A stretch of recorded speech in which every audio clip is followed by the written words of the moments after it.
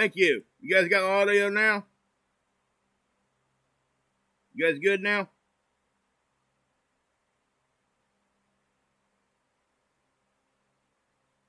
Everybody good? 5 for 5 in there? Okay, cool. This is going to be a really short one, guys. I just wanted to pop on here and let everybody know what was up with what was going on, seeing how I talked about it last night. Also, I've had some emails come in talking about how some of the comments and stuff weren't being shown. I don't have any settings at all set for hiding or holding comments. Nobody was blocked yesterday, so I don't know what's going on with that. So if anybody's having those issues, please email me. We'll try to figure it out somehow. I don't know. Maybe we'll have to contact YouTube if it continues. That happened to me a couple weeks ago, just so everybody understands. Sometimes that does happen. It could be just a glitch or whatever. But I want to make sure everybody has their chance to say what they want to say and all that. So if you guys are having an issue with your comments not showing up or all that, please just email me. We will definitely try to take care of that. The only one that was recently blocked was that one that came in last night that was from a different language and everything else. Nobody could read it. That's why I blocked it, because if we can't read it, we don't know what it says. And if it's something stupid, then obviously, there you go. But anyway, guys, I'm going to go ahead and jump into this. I don't have a whole lot of time, so I'm just going to kind of get through this.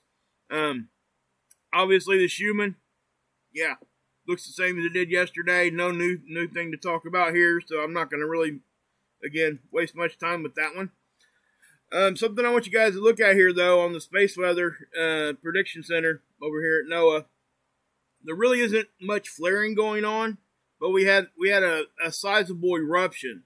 This is a good chance for me to show you guys that you can have, these are two different things. You can have eruptions without flares. You can have flares without eruptions. Okay? And that's just what it was. It's exactly what happened there. So, yeah. You can see right here where I showed you guys this one yesterday. So there's not a whole lot more to show you as far as flaring. Nothing going on with the proton flux or anything. Geomagnetic activity is very, very quiet. Matter of fact, it's too quiet in my opinion.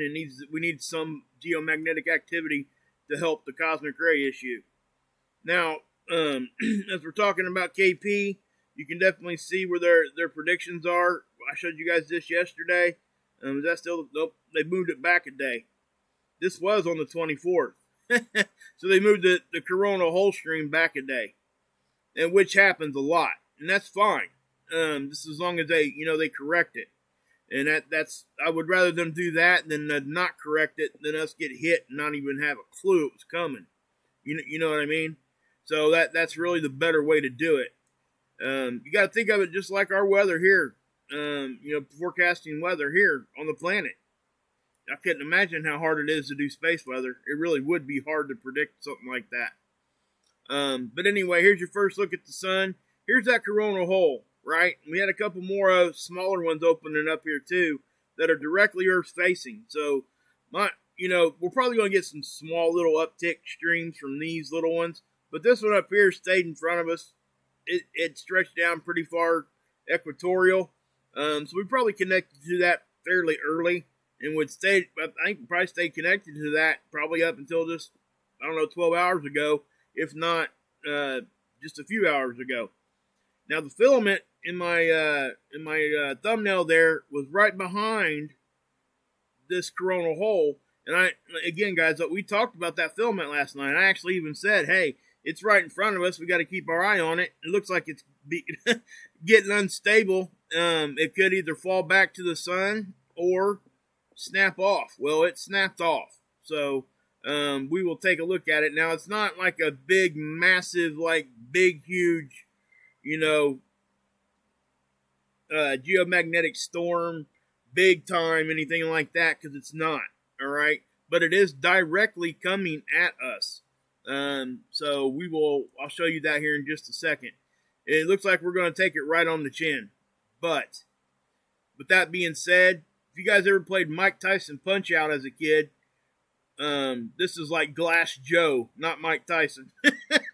That's how I would describe it. But anyway, that's the old video games I used to play coming out. But anyway, you can definitely see right here with the BZ, it's still, all these space weather conditions are going to be very, very, ambient and really, really quiet.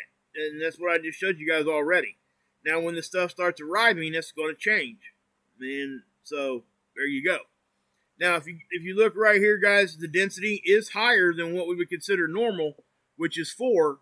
But the reason why is because our solar wind is so slow. The speed is really, really slow right now. It's at the bottom end of normal, even kind of sneaking below normal a little bit there. So whenever that happens, typically our density will go up a little bit because we don't have the solar wind to push it out. That's just kind of the way it works. Now, it's not always like that, but typically you'll see that. They usually act the opposite of one another. One goes up, one goes down. Sometimes they, when we take big hits and stuff, they'll go up at the same time. But, for now, with just regular conditions, that's what you're going to see. I'm not going to waste much time here either. Again, guys, our magnetosphere is not moving around too much. It's not going to. There's just not really no space weather here at our planet at the moment. Okay, you can see the density here. See the density? The darker colors are the higher density. And so it's even creeping into our magnetopoles back here. So stuff is slow enough now where stuff is actually starting to become dense inside our magnetic field. So we see that. Okay, it's nothing out of the ordinary. It's just something that we're, seeing right now. It's just the conditions we have. This is magnetic pressure. Not a whole lot going on there. Again, you're not going to see a whole lot of pressure. Just not. I seen somebody talking about this. I can't remember. And again, guys, I don't name channels. But if somebody shows you this and calls that massive pressure, you better question what you're watching. Just saying. And I'm going to move on from that. But this is something, I show you guys this all the time.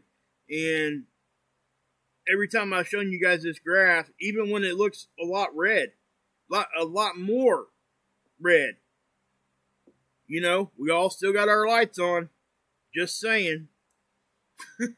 Okay? I just want to point that out.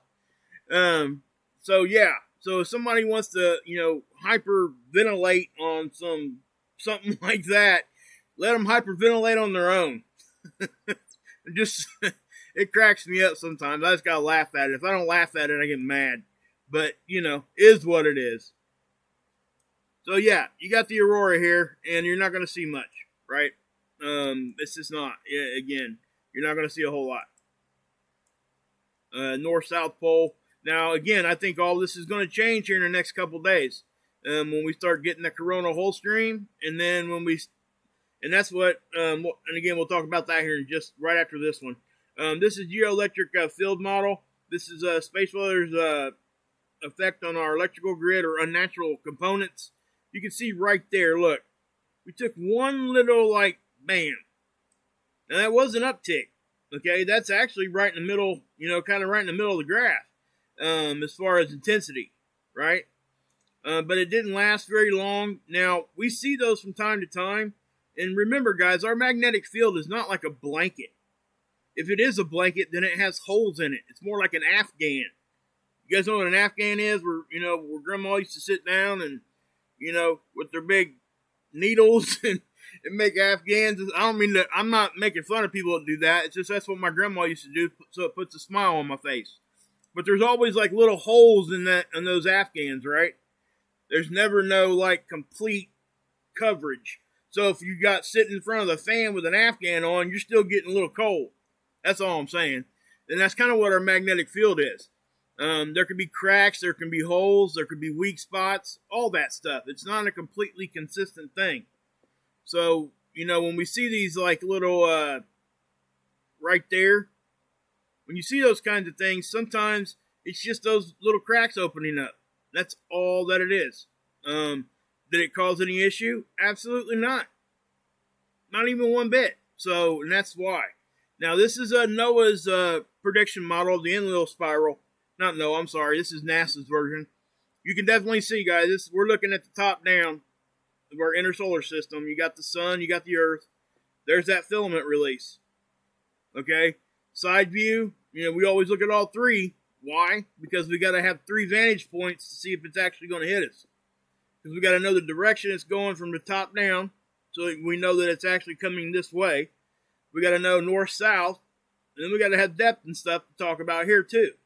So all 3 of these are showing it hitting us right in the middle. That's exactly it's crazy because that's exactly what I said in my live stream last night, that if it did release, it would come right at us, and that's exactly what's happened. Exactly what's happened. But I want to point something out. If I don't know if I showed you guys this last night or not, but there was a CME that popped off the back of the sun a couple days ago on the 19th, and it was actually a pretty sizable one. It had red colors and all those kinds of colors in it, even a little bit of like purple color right towards the middle, but it was going off here, so I didn't really talk much about it. If you were to compare the strength of that one to this one here is like a baby. Okay? I mean, as far as strength goes. Now, it most definitely is going to hit us. So, that's just, now we're going to be getting into that coronal hole stream right before this thing arrives. So with that being said, hey, Kenley, there will definitely be already some geomagnetism hanging around. So that's going to make things, the baseline, even up a little further already. And we always get, like, in front of these kinds of things, you'll get like it's kind of like a wave coming into shore. You'll get a buildup of denser particles in between there, and then the initial hit usually is a little bit harder. You can get CIRs, all those kinds of things that we talked about before. And again, I don't have the time to really explain what a CIR is again right now. So let's take a look at it right here. I'm going to update this. Actually, we'll probably look at this on seeds too. There's also another way for me to show you that it's coming our direction. Did that? Yeah, it didn't really do much, did it? Let's do this real quick. I have not updated since last night this one. So we can actually see that filament right there before it erupted. So if you go back in time here, you see it right here.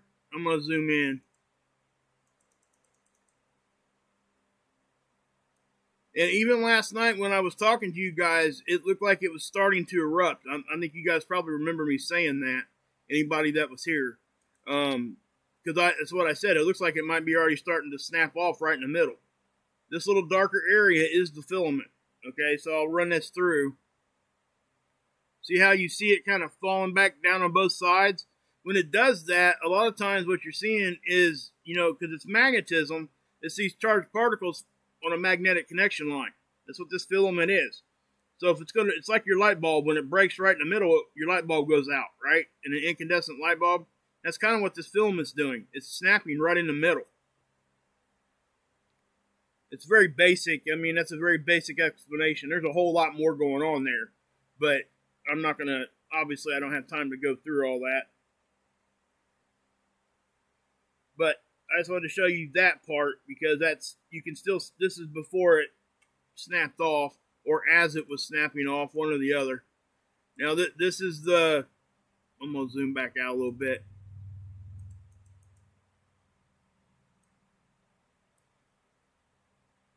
So this is the actual eruption. Now remember, this is our side view or partial side view.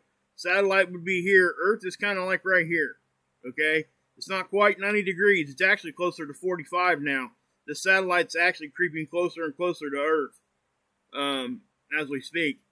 So there's the initial bam. Okay? And when it goes to the right here, we always look at LASCO C2 after that, right?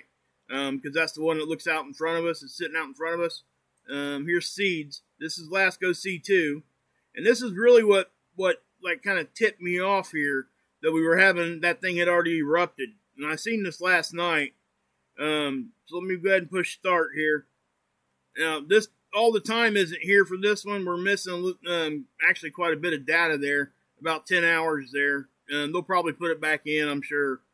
But you can see the initial eruption. I'll pause it right about there. See that? Now, whenever we start seeing what we call like a partial halo, we don't know if it's going directly behind us or coming at us unless we go look at the other things, the other tools, right? And that's why we go look at this. That's why we go look at this. You know, we have to do all those things if we're going to do our due diligence and get it right. You know what I mean? Oftentimes you'll see somebody see, you know, oh my gosh, there's a halo coming at us. You know, it's a big CME, and they don't go look at nothing. They look at this, and it's actually going the opposite direction.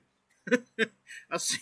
I mean, you know, and I chuckle because I used to do the same thing. Okay, guys, and I leave my mistakes there. Go back and find them. They're there. But I just want you guys to know it's okay to make those mistakes as long as you correct yourself. That's the biggest thing. Okay, you know, and be able to take correction. That's the biggest thing I see with it. I mean, across everything, not even just in this genre. Everywhere. Nobody wants to take correction. They're, you know, they can't admit when they're wrong. They can't any of that. You know, those people aren't learning nothing. So, anyway, solar wind incoming. Yep. This is spaceweather.com, guys. Go give them some love. I mean, they do a great job over here.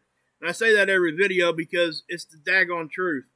I don't know how else to say it.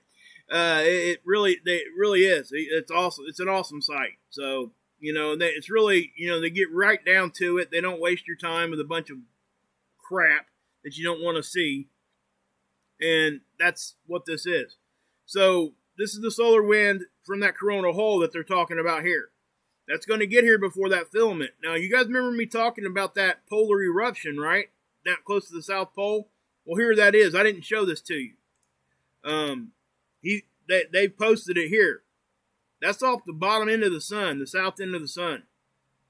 And it was going this way. So it wasn't coming at us, so I didn't really, you know, waste too much time with that. But there was no sunspot there. There wasn't nothing there. That just shows you guys that you can have eruptions without sunspots. Plus, we just had another filament erupt without a sunspot. But this one is a little bit rare because this is high latitude. This is down towards the pole of the sun. This stuff typically doesn't happen down here. Okay? Now, it does happen, obviously, from time to time. This is rare. That's all. So, as we look at this, fireballs, I'm not going to waste your time on that because that's a really low number. And again, nothing near Earth objects going on. So, really not much talk. We talked about that big one there. That was on the 21st. It's already gone and past us. And then we got this, the knocked loose in clouds. If you guys were to go back in my previous videos, you could see the progression of these things going away. And again, these are going to go completely away as we get into fall. The fall equinox here in the northern hemisphere. Now, as it gets into summer again in the southern hemisphere, the summer down there and the winter equinox up here in the northern hemisphere, these will show up on the southern hemisphere. So, but there is a break. There's a break there between, you know, when it's fall up here and spring down there. So, the way you can remember it, during the equinoxes, there are no noctilucent clouds typically. Okay? During the solstice, yes, there is.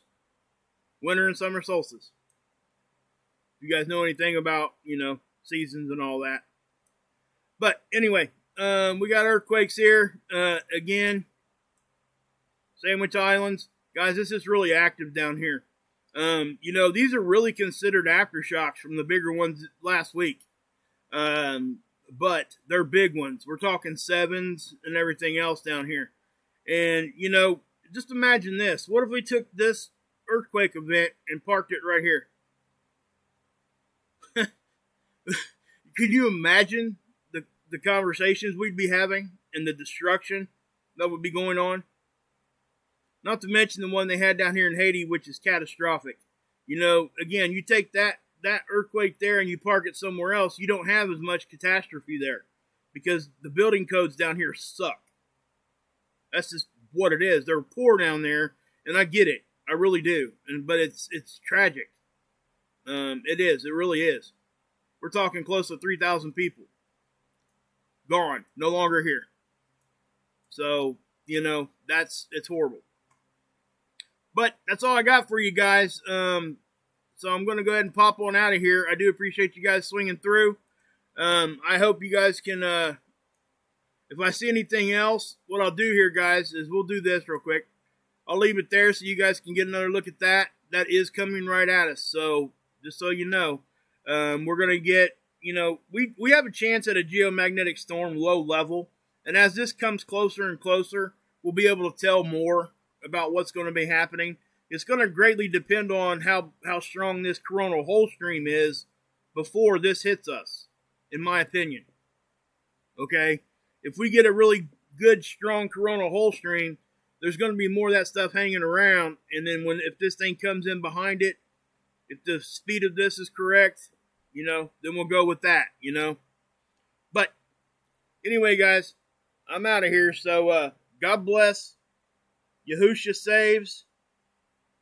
And you can drink this Kool-Aid.